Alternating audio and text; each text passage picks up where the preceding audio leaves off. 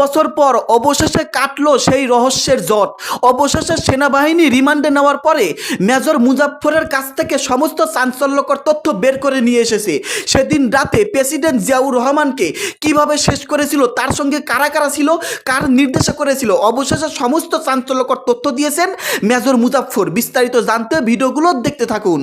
বাংলাদেশ জাতীয়তাবাদী দলের প্রতিষ্ঠাতা ও শহীদ রাষ্ট্রপতি জিয়াউর রহমানের অন্যতম হত্যাকারী অবসরপ্রাপ্ত মেজর মোহাম্মদ মুজাফফর হোসেনকে আটক করেছে ঢাকা মহানগর গোয়েন্দা পুলিশ। সাবেক রাষ্ট্রপতি জিয়াউর রহমানের হত্যাকারী গ্রেফতার অবসরপ্রাপ্ত মেজর মুজাফফর হোসেনের বিচারে তড়িঘড়ি না করার পরামর্শ দিয়েছেন বাংলাদেশ ডিফেন্স জার্নালের সম্পাদক আবু রুশদ। সাবেক রাষ্ট্রপতি মেজর জিয়াউর রহমানের হত্যাকাণ্ডে ৪৫ বছর পর গ্রেফতার হয়েছেন সাবেক সেনা কর্মকর্তা মুজাফফর হোসেন। যেহেতু চট্টগ্রাম ক্যান্টনমেন্টের কয়েকজন বিপদগামী অফিসারের নেতৃত্বে ওই হত্যাকাণ্ড ঘটানো হয়েছিল এবং সেখানেই ওই ঘটনার বিচার হয়, তাই নিয়ম অনুযায়ী তাকে সেখানে পাঠানো হয়েছে। পরিচয় পাল্টেছেন, দেশ বদলেছেন, ছদ্মনামে কাটিয়েছেন জীবনের দীর্ঘ সময়, কিন্তু বদলাতে পারেননি জন্মগত একটি চিহ্ন। এই প্রেক্ষাপটে শহীদ রাষ্ট্রপতি জিয়াউর রহমান খুন হলেন। সেই প্রেক্ষাপটটা কিন্তু বাংলাদেশের একটা ইমার্জিং পিরিয়ড ছিল। বাংলাদেশ একটা আঞ্চলিকভাবে বলেন, বৈশ্বিকভাবে বলেন, তার গুরুত্ব পাচ্ছিল। ভারতের অপরাধ ভয়ঙ্কর। জিয়াউর রহমান হত্যাকাণ্ডের সাথে একজন আপনি জীবিত পেয়েছেন, এবং সে আসলে গত ৪৫ বছর কোথায় ছিল, কিভাবে ছিল। ইতিমধ্যেই মেজর মুজাফফরকে সেনাবাহিনীর হস্তান্তরে নিয়ে যাওয়া হয়েছে, তাকে রিমান্ডে নেওয়া হয়েছে জিজ্ঞাসাবাদ করার জন্য। প্রিয় দর্শক, আপনারা সকলেই জানেন প্রেসিডেন্ট জিয়াউর রহমানের আসামি ৪৫টা বছর পর গ্রেপ্তার হয়েছে। এই ৪৫টা বছর তিনি লুকিয়েছিলেন দর্শক শ্রোতা, কখনো বাংলাদেশ, কখনো বাংলাদেশের বাইরে, কখনো বড় বড় কান্ট্রিতে, কখনো ভারতে, কিন্তু তিনি সবচেয়ে বেশি সময় কাটিয়েছেন বাংলাদেশ এবং ভারতের মধ্যে। দর্শক শ্রোতা, এই ৪৫টা বছর তিনি কোথায় লুকিয়েছিলেন, কোন নেতার ছায়াতলে ছিল, কোন নেত্রী, কোন নেতা তাকে এরকম ভাবে নিরাপত্তা দিচ্ছিল। দর্শক, অবশেষে সমস্ত চাঞ্চল্যকর তথ্য বের করে নিয়ে আসতেছে বাংলাদেশ সেনাবাহিনী। দর্শক, তাকে ধানমন্ডি থেকে গ্রেপ্তারের পরে তাকে সেনাবাহিনীর কাছে হস্তান্তর করা হয়, তার কারণ তিনি একজন সেনা মেজর ছিল। দর্শক শ্রোতা, সেনাবাহিনীর কাছে হস্তান্তর করার পরে সেনাবাহিনী তাকে জিজ্ঞাসাবাদের জন্য রিমান্ডে নেয় এবং সেখানে গিয়ে যেসব চাঞ্চল্যকর তথ্য পায়, সেনাবাহিনী তার কাছ থেকে যেসব প্রশ্নের উত্তর বের করে নিয়ে আসে, আপনারা শুনলে রীতিমতো অবাক হয়ে যাবেন। দর্শক শ্রোতা, প্রেসিডেন্ট জিয়াউর রহমানের তাকে শেষ করার পিছনে, সেই কাঙ্ক্ষিত রাতের পিছনে এবং সেই চট্টগ্রামে ঘটে যাওয়া সেই ঘটনার পিছনে মূলত কাদের কাদের হাত ছিল, কোন কোন নেতাকর্মীর হাত ছিল, কার নির্দেশে এমন ঘটনা ঘটিয়েছিল, কার ইশারায় সেদিন রাতে এরকম অভ্যুত্থান ঘটিয়েছিল বাংলাদেশ সেনাবাহিনীর একটা টিম। তো সমস্ত কিছু মিলিয়ে আজকের এই ভিডিওতে আপনারা সেই তথ্যগুলো জানতে পারবেন। সেনাবাহিনী জিজ্ঞাসাবাদে অনেক তথ্য বের করেছে, যেসব তথ্য শুনে তারা অবাক হয়ে গিয়েছে। আপনারা অবাক হয়ে যাবেন, অবাক করা তথ্য দিয়েছে। দর্শক, বেশি কথা বলবো না, সরাসরি ভিডিও স্ক্রিনে চলে যাই। আপনারা মনোযোগ সহকারে বিস্তারিত ভিডিওগুলো সম্পূর্ণ দেখতে থাকুন। সাবেক রাষ্ট্রপতি মেজর জিয়াউর রহমানের হত্যাকাণ্ডে ৪৫ বছর পর গ্রেফতার হয়েছেন সাবেক সেনা কর্মকর্তা মুজাফফর হোসেন। কিন্তু এই গ্রেপ্তারের পর সবচেয়ে বড় প্রশ্ন এখন একটাই, এতদিন তিনি কোথায় ছিলেন? ডিএমপির তথ্য অনুযায়ী ১৬ জুলাই রাত ১০টা ১০ মিনিটে বনানীর একটি বাসা থেকে তাকে গ্রেফতার করে গোয়েন্দা বিভাগ। জিজ্ঞাসাবাদে পরিচয় নিশ্চিত হওয়ার পর বিষয়টি সশস্ত্র বাহিনীর বিভাগকে জানানো হয়। পরদিন তাকে ঢাকা সেনানিবাসের মিলিটারি পুলিশের কাছে হস্তান্তর করা হয়।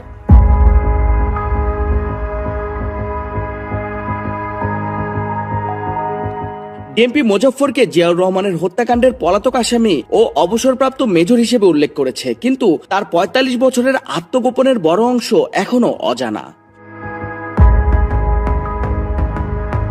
ঐতিহাসিক বর্ণনা অনুযায়ী ১৯৮১ সালের ৩০শে মে চট্টগ্রাম সার্কিট হাউসে জিয়াউর রহমান হত্যার সময় মুজাফফর ঘটনাস্থলে থাকা সেনা কর্মকর্তাদের একজন ছিলেন।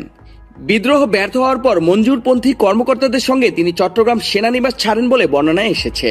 পথে সরকার ও অনুগত সেনাদের সঙ্গে গোলাগুলিতে কয়েকজন নিহত ও গ্রেফতার হলেও মুজাফফর পালিয়ে যেতে সক্ষম হন। এরপর শুরু হয় তার দীর্ঘ পলাতক জীবন। কিছু সূত্র বলছে, জিয়া হত্যাকাণ্ডের পর মুজাফফর ভারতে আত্মগোপনে ছিলেন।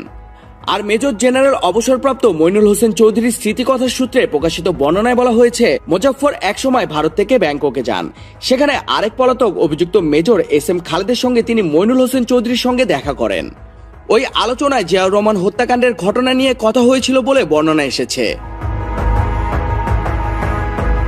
কিন্তু মোজাফফর ভারতে কত বছর ছিলেন, সেখানে কি পরিচয় ছিলেন, কিভাবে ব্যাংককে যাতায়াত করেছিলেন, আর কবে বাংলাদেশে ফেরেন, এসব প্রশ্নের আনুষ্ঠানিক উত্তর এখনো মেলেনি। আর বনানীর যে বাসা থেকে তাকে গ্রেফতার করা হয়েছে সেখানে তিনি কতদিন ছিলেন, নিজের পরিচয় ছিলেন কিনা, কার সহায়তায় দেশে অবস্থান করছিলেন, সেগুলো এখনো পরিষ্কার নয়। ডিএমপি শুধু জানিয়েছে হত্যাকাণ্ডের পর থেকে তিনি বিভিন্ন স্থানে আত্মগোপনে ছিলেন। সূত্রের তথ্য ও তথ্য প্রযুক্তি বিশ্লেষণ করে তার অবস্থান শনাক্ত করা হয়। তাই মোজাফফরের গ্রেফতার শুধু ৪৫ বছর পর একজন পলাতক সাবেক সেনা কর্মকর্তার আটকের ঘটনা নয়, এটি সামনে এনেছে আরো বড় প্রশ্ন। একজন অভিযুক্ত কিভাবে ভারত, ব্যাংকক ও বাংলাদেশ মিলিয়ে এত বছর ধরাছোঁয়ার বাইরে রইলেন? কারা তাকে পালাতে, থাকতে, যাতায়াত করতে এবং পরে দেশে ফিরতে সহায়তা করেছিল?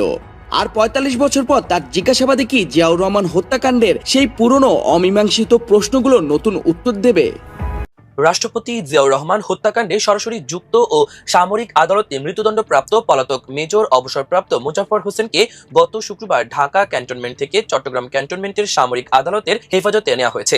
যেহেতু চট্টগ্রাম ক্যান্টনমেন্টের কয়েকজন বিপদগামী অফিসারের নেতৃত্বে ওই হত্যাকাণ্ড ঘটানো হয়েছিল এবং সেখানেই ওই ঘটনার বিচার হয়, তাই নিয়ম অনুযায়ী তাকে সেখানে পাঠানো হয়েছে। দীর্ঘ ৪৫ বছর নিজেকে আড়ালে রাখার পর গত বুধবার রাতে ঢাকার বনানী ডিওএইচএস এলাকা থেকে ঢাকা মহানগর গোয়েন্দা পুলিশ ডিবি নাটকীয়ভাবে মোজাফফর হোসেনকে গ্রেপ্তার করে। বিষয়টি প্রকাশ্যে আসে পরদিন বৃহস্পতিবার। ওই দিন সন্ধ্যায় তাকে সেনা হেফাজতে দেওয়া হয়। এরপর সেনাবাহিনীর উচ্চ পর্যায়ের সিদ্ধান্তে ১৭ জুলাই তাকে চট্টগ্রাম সেনানিবাসে পাঠানো হয়। উচ্চ পর্যায়ের একাধিক বিশ্বস্ত সূত্র আমার দেশকে তথ্য নিশ্চিত করেছে। ১৯৮১ সালের ৩০ মে ভোরে চট্টগ্রাম সার্কিট হাউসে দেশি বিদেশি ষড়যন্ত্রের মাধ্যমে হত্যা করা হয় তৎকালীন রাষ্ট্রপতি জিয়াউর রহমানকে। ওই ঘটনার পরে সামরিক আদালতে বিচার কার্যক্রম পরিচালিত হয় এবং কয়েকজন সেনা কর্মকর্তার বিরুদ্ধে সাজা ঘোষণা করা হয়। রাষ্ট্রপতি জিয়াকে হত্যা ও লাশ গায়েব করার পেছনে ভূমিকা ছিল সাবেক সেনা কর্মকর্তা মোজাফফর হোসেনের। সে সময় তিনি ছিলেন সেনাবাহিনীর মেজর পদমর্যাদার কর্মকর্তা। হত্যাকাণ্ডের পর তিনি পালিয়ে যান। তাকে ধরিয়ে দিতে সেই সময় পুরস্কারও ঘোষণা করা হয়েছিল। উচ্চপদস্থ সূত্র জানিয়েছে, সামরিক আইন অনুযায়ী গ্রেপ্তারকৃত মোজাফফর হোসেনের বিরুদ্ধে আইনি প্রক্রিয়া ২টি ধাপে সম্পূর্ণ হবে। যেহেতু ১৯৮১ সালে হত্যাকাণ্ডের পর তিনি কর্মস্থল থেকে পালিয়ে গিয়েছিলেন, তাই সামরিক বাহিনী থেকে পালানোর অপরাধে প্রথমে তার বিচার সম্পন্ন হবে। এই বিচারিক প্রক্রিয়া শেষ হওয়ার পর রাষ্ট্রপতি জিয়াউর রহমান হত্যাকাণ্ডের দায়ে সামরিক আদালতে পূর্ব ঘোষিত মৃত্যুদণ্ডের সাজা কোর্ট মার্শালের নিয়ম অনুযায়ী কার্যকর করা হবে। অনুসন্ধানে জানা গেছে, এই সেনা কর্মকর্তা স্বাধীনতার পর জাতীয় রক্ষী বাহিনী তথা জেআরবিতে কমিশন পান। পরে বিতর্কিত রক্ষী বাহিনী বিলুপ্ত হয়ে সেনাবাহিনীতে একীভূত হলে তিনি সেনাবাহিনীতে অন্তর্ভুক্ত হন। ১৯৮১ সালে তিনি ২৪ পদাতিক ডিভিশনে কর্মরত ছিলেন। জানা গেছে, জিয়াউর রহমান হত্যাকাণ্ডের পর সেনাবাহিনী পরিস্থিতি নিয়ন্ত্রণে নিলে সুচতুর মুজফ্ফর কৌশলে ভারতে পালিয়ে যান। ভারতীয় গোয়েন্দা সংস্থা র দীর্ঘদিন ধরে তাকে প্রত্যক্ষ পৃষ্ঠপোষকতা ও নিরাপদ আশ্রয় দিয়ে আসছিল। ১৯৯৬ সাল পর্যন্ত তিনি কলকাতায় আত্মগোপনে ছিলেন। সে সময় বিপ্লব সরকার ও জয় ব্যানার্জি ছদ্মনাম ব্যবহার করেন। ১৯৯৬ সালে তিনি অত্যন্ত গোপনে দেশে ফিরে আসেন এবং বিগত ফ্যাসিবাদী সরকারের আমল থেকে নির্বিঘ্নে জীবন কাটিয়ে যাচ্ছিলেন। মেজর মুজফ্ফরের নাটকীয় গ্রেপ্তারের নেপথ্যে আরেকটি চাঞ্চল্যকর তথ্য উঠে এসেছে। বলা হচ্ছে, সম্প্রতি গ্রেপ্তারকৃত 111 সরকারের অন্যতম প্রধান কারিগর এবং প্রধানমন্ত্রী তারেক রহমান সহ জিয়া পরিবারকে নিশ্চিহ্ন করার পরিকল্পনার মূল হোতা হিসেবে পরিচিত লেফটেন্যান্ট জেনারেল অবসরপ্রাপ্ত মাসুদুদ্দিন চৌধুরী মোবাইল ফোনের কল লিস্ট ও যোগাযোগের সূত্র ধরে গোয়েন্দারা মুজফ্ফরের সন্ধান পান। রক্ষী বাহিনী আমল থেকে শুরু করে দীর্ঘদিন ধরে পলাতক মুজফ্ফরের সঙ্গে মাসুদুদ্দিন চৌধুরীর বিভিন্ন বিষয়ে গোপন যোগাযোগ ও গভীর সম্পর্ক বজায় ছিল বলে জানা গেছে। আইন শৃঙ্খলা রক্ষাকারী বাহিনীর সূত্রগুলো এই খবরের সত্যতা আনুষ্ঠানিকভাবে নিশ্চিত না করলেও রাজনৈতিক ও সামাজিক যোগাযোগ মাধ্যমে দাবি করা হচ্ছে, শহীদ জিয়ার খুনি মুজফ্ফর এবং মাসুদুদ্দিন চৌধুরীর যৌথ যোগসূত্রে আরও অনেক গভীর ষড়যন্ত্রের তথ্য বের হয়ে আসতে পারে। সুষ্ঠু ও নিরপেক্ষ তদন্তের স্বার্থে মাসুদুদ্দিন চৌধুরীকেও এই মামলায় মুখোমুখি এনে নিবিড় জিজ্ঞাসাবাদ করা দরকার। নিরাপত্তা সংস্থার সঙ্গে সংশ্লিষ্ট সূত্রের মতে, জিয়াউর রহমান হত্যাকাণ্ড এবং পরে তড়িঘড়ি করে মেজর জেনারেল এ মঞ্জুরকে হত্যা ও জেনারেল এরশাদের ক্ষমতা দখলের পেছনে ভারতের প্রচ্ছন্ন ইন্ধনের বিষয়টি দেশের ইতিহাসে আজও এক ধূসর ও অমীমাংসিত অধ্যায় হিসেবে রয়ে গেছে। সে সময় বিচার কাজ অতি দ্রুততার সঙ্গে শেষ করার নেপথ্য কুশীলব ও আন্তর্জাতিক ষড়যন্ত্রের গভীরতা ধামাচাপা পড়েছিল। যেহেতু মুজফ্ফর হোসেন বর্তমানে সেই ঐতিহাসিক ও রক্তাক্ত ঘটনার একমাত্র জীবিত গুরুত্বপূর্ণ ব্যক্তি, তাই তার কাছ থেকে প্রকৃত সত্য বের করার একটি সুবর্ণ সুযোগ তৈরি হয়েছে। ঘটনার বিশালতা ও ঐতিহাসিক গুরুত্ব বিবেচনা করে দেশের সামরিক ও বেসামরিক বাহিনীর সমন্বয়ে একটি জাতীয় তদন্ত কমিশন গঠনের বিষয়ে সরকারের সিদ্ধান্তের অপেক্ষা করা হচ্ছে। প্রস্তাবিত কমিশনের সিদ্ধান্ত চূড়ান্ত হলে কমিটিতে সেনাবাহিনী, ডিজিএফআই, এনএসআই, এএফডি, স্বরাষ্ট্র মন্ত্রণালয় ও পুলিশের বিশেষায়িত কর্মকর্তাদের অন্তর্ভুক্ত করার কথা ভাবা হচ্ছে। সুষ্ঠু ও নিরপেক্ষ তদন্তের স্বার্থে মেজর মুজাফফরকে ডিজিএফআই এর জয়েন্ট ইন্টারোগেশন সেন্টার কিংবা পুলিশ, এনএসআই ও ডিজিএফআই এর প্রতিনিধিদের সমন্বয়ে ইন্টারোগেশন সেল গঠন করে জিজ্ঞাসাবাদ করা যেতে পারে। মেজর মুজাফফরের গ্রেপ্তারের খবরটি ছড়িয়ে পড়ার পর থেকেই ফেসবুক, ইউটিউব সহ বিভিন্ন সামাজিক যোগাযোগ মাধ্যমে বইছে আলোচনার ঝড়। নেটিজেন ও সাধারণ মানুষের একটি বড় অংশ এই গ্রেপ্তারকে ইতিহাসের দীর্ঘদিনের দায়মুক্তি হিসেবে দেখছেন। ইউটিউবের বিভিন্ন টক শো ও বিশ্লেষণধর্মী ভিডিওতে দাবি তোলা হচ্ছে 1981 সালের ওই হত্যাকাণ্ডে ভারতের কি ভূমিকা ছিল, কিংবা তৎকালীন সেনাপ্রধান ও পরবর্তী স্বৈরশাসক এরশাদের কি স্বার্থ ছিল, তা এবার মুজাফফরের জবানবন্দির মাধ্যমে জনসম্মুখে আনা হোক। দেরিতে হলেও এই জীবন্ত দলিল এর কাছ থেকে সত্য উদ্ঘাটন করা একটি দায়িত্বশীল রাষ্ট্রের দায়িত্ব। অনেকে বলছেন কোনো রাজনৈতিক প্রতিহিংসার জন্য নয়, বরং আগামী প্রজন্মের কাছে দেশের একটি সঠিক ও নির্মোহ ইতিহাস তুলে ধরার স্বার্থেই এটি হওয়া উচিত। পরিচয় পাল্টেছেন, দেশ বদলেছেন, ছদ্মনামে কাটিয়েছেন জীবনের দীর্ঘ সময়, কিন্তু বদলাতে পারেননি জন্মগত একটি চিহ্ন। নাকের নিচে থাকা একটি তিল, এটি শেষ পর্যন্ত ভেঙে দিল ৪৫ বছরের পলাতক জীবনের সব নিরাপত্তা। সাবেক রাষ্ট্রপতি ও বিএনপির প্রতিষ্ঠাতা জিয়াউর রহমান হত্যায় দণ্ডিত আসামি সাবেক মেজর মোহাম্মদ মুজাফফর হোসেনের নাকের নিচে থাকা একটি তিলই তার জীবনের কাল হয়ে দাঁড়িয়েছে।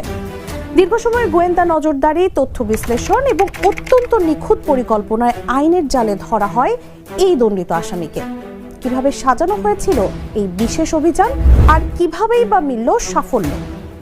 জাগো বিশ্লেষণে জানবো সেই গল্প। সঙ্গে আছি আমি তাসলিমা তিথি। অভিযানের থ্রিলিং গল্পটা শোনাবো, তার আগে ছোট্ট কিছু বিষয় জেনে রাখা জরুরি। এই যেমন মেজর মুজাফফর আসলে কে, কেমন ছিল তার ৪৫ বছরের ছদ্মবেশী জীবন। মুজাফফর হোসেনকে 1981 সালে 30 মে সংঘটিত সামরিক অভ্যুত্থান এবং রাষ্ট্রপতি জিয়াউর রহমান হত্যা মামলায় অন্যতম মূল পরিকল্পনাকারী এবং কিলিং স্কোয়াডের সক্রিয় সদস্য হিসেবে চিহ্নিত করা হয়। চট্টগ্রাম সার্কিট হাউসে হামলার সময় তিনি সরাসরি রাষ্ট্রপতি জিয়াউর রহমানকে শনাক্ত করেন এবং তাকে লক্ষ্য করে গুলি চালান বলে অভিযোগ রয়েছে। হত্যাকাণ্ড নিশ্চিত করার পর তিনি চট্টগ্রাম সেনানিবাসে